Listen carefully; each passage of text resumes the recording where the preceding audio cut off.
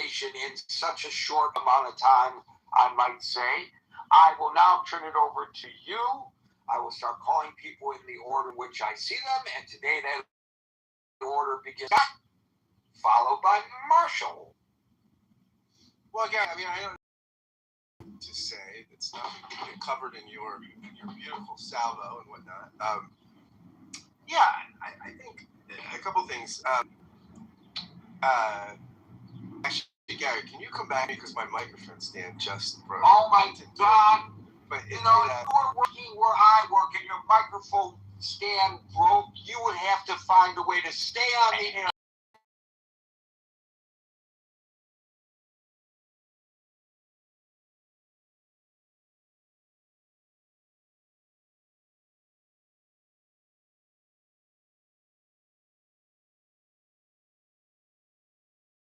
News, the screen, everything on the screen disappears. They have nothing in front of them, and yet they, pardon me to use this term, but I think it's appropriate now since we are segueing to the next caller. They marshal on. Marshall, back to Scott after. Hey, Gary. I mean, I don't have a ton to say. I mean, the decisions kind of speak for themselves. Temporary means temporary, so there's been when the executive chooses at the executive's discretion. I was talking to my little brother because his girlfriend works on the immigration committee in the House. And he says the one where they arrived in the country before they arrived in the country is silly nonsense because it doesn't make a ton of sense. But the TPS decisions.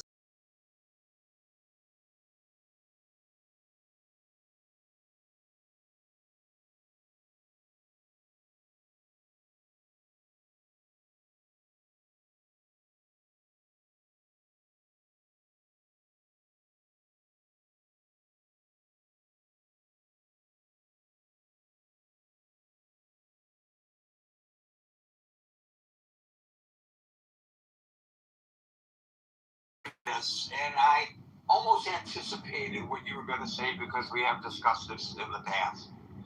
So, on one hand, there are the legalities of it. It is temporary protected status. People, you are correct, should not anticipate that if they are brought into the country under the TPS, that guarantees that they can stay here forever. That's right. It is temporary. It's called temporary. And, you know, what about... I think there's a piece to be added to this, which you just said, which is that if we want it to be permanent, then it's the purview of Congress to act, not the purview of the executive, at least as I understand it. Okay, but to continue my question to you before you answer it. So there's that. There's the is why does it have to be temporary? In other words, if a person is in danger and you say, here, we're going to pull you out of the water, so to speak, and bring you onto the boat so that you don't drown. But it's only temporary. Why does it have to stay temporary? Why cannot the government at its discretion allow the people to stay? Why did we allow them into the country in the first place to avoid whatever danger that surrounds them in their home countries, whether it's Syria or Asia or another country? And then the situation in those countries hasn't improved, and then say, well, now you got to go back. So on the one hand, the law does say that it's temporary, but why can't, I think a lot of people feel this, why can't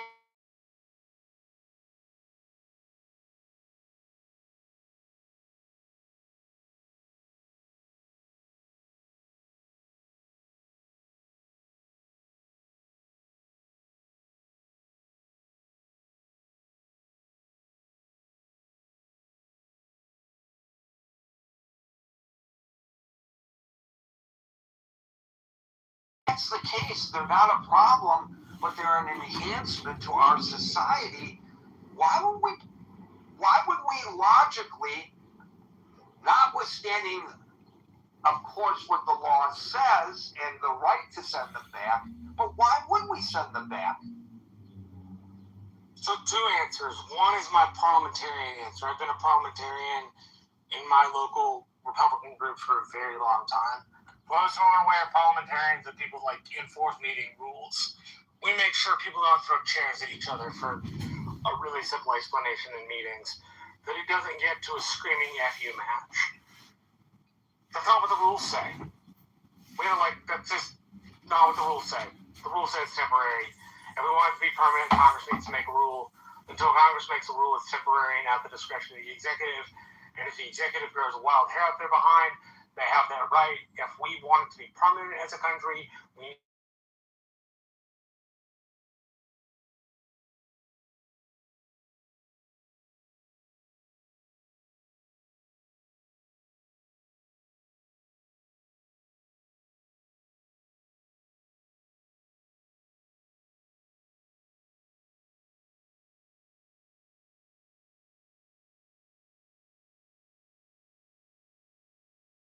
that. And if we want to change the rules, we need to change the law. The law is what allows us to do that.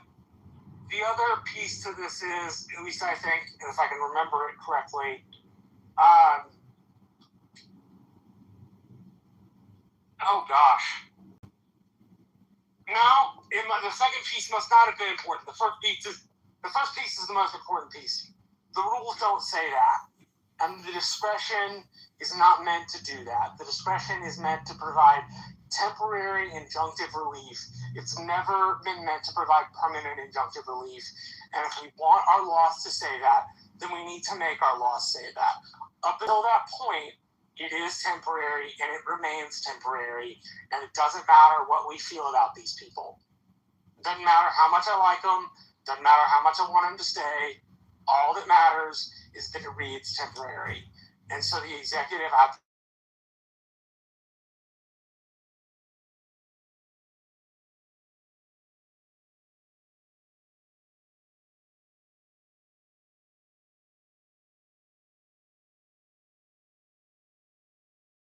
because if the executive's discretion, it's up to the whim of whoever is president. And we don't want things up to the whim of the executive. We want things to be predictable. Makes sense. I think that's the most pertinent answer to your question. That's my parliamentarian hat on. The rules don't say what we want them to say, and we can't refix them to make them say that because they don't. A plain reading of the statute means that it is only ever temporary. So yes, we did put you under the boat until we have a law that says we're not going to. Up until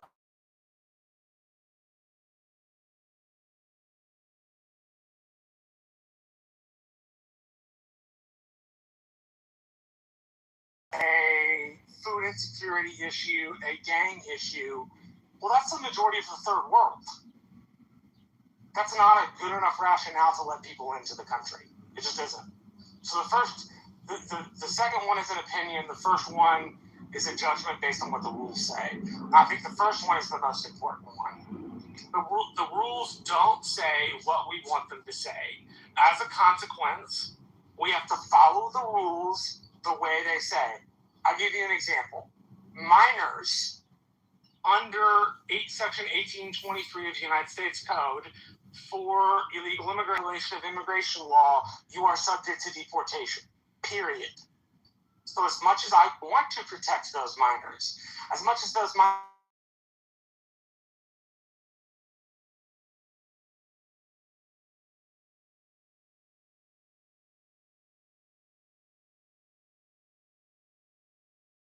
and that means we have to follow our rules and laws, even when they're inconvenient, even when they throw people back into water full of sharks, because we didn't bother to pass the right rules to fix that problem in the first place.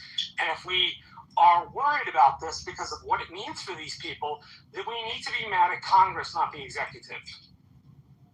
let me try asking this another way based on your response, and then we'll move on to the next caller.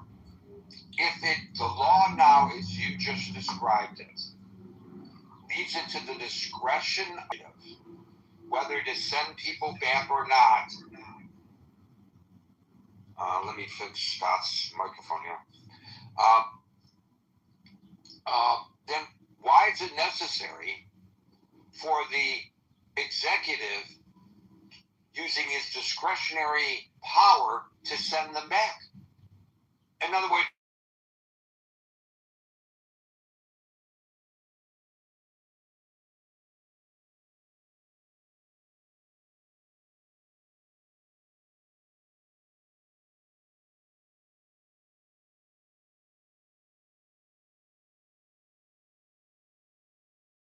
temporary status, and then I feel really bad for them, and then I think they're going to be killed if I send them back to their home country. That's not what the rules read.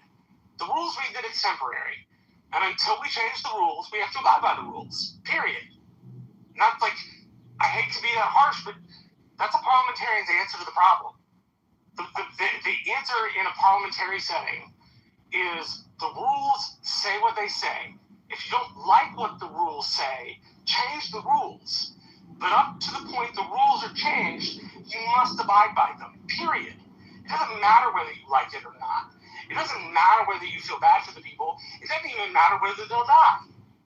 All that matters is that it reads temporary, and it reads at the discretion. That's what matters. We can't take a law that was intended by Congress in its writing to only ever be meant for temporary injunctive relief and